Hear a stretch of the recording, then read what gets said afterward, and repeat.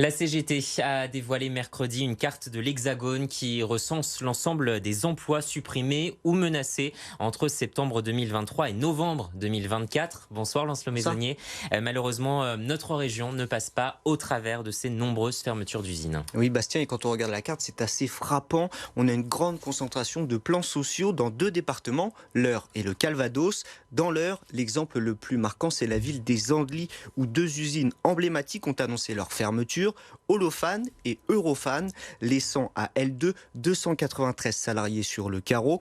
Autre site qui a annoncé sa fermeture dans le département, Aquel, à Gournay-en-Bray, l'équipementier automobile a supprimé 78 emplois. Et dans le Calvados, Lancelot, la situation est tout aussi inquiétante. Oui, Bastien, à Douvres, délivrante, l'entreprise Bâti Métal est devenue une entreprise fantôme où 123 salariés doivent faire acte de présence en attendant la liquidation judiciaire du site.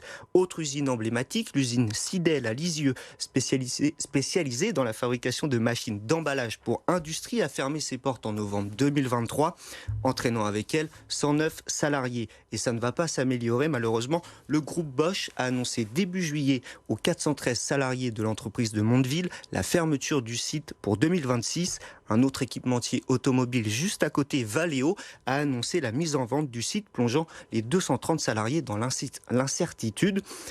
Face à tout ça, la CGT est très inquiète de la situation et elle va rencontrer le préfet du Calvados le 9 décembre. Écoutez.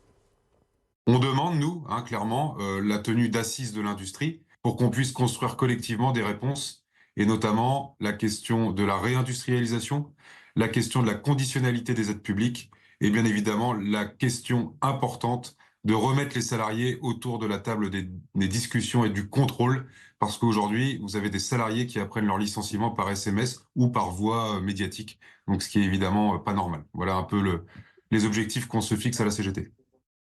Dans les autres départements normands, des plans sociaux d'envergure ont également été annoncés. On peut rappeler celui d'ExxonMobil à Port-Jérôme-sur-Seine, où 677 emplois vont être supprimés, ou encore l'entreprise Marelli à Argentan, qui a fermé ses portes en janvier, laissant 292 salariés sans emploi. Merci beaucoup Lancelot pour ce bilan.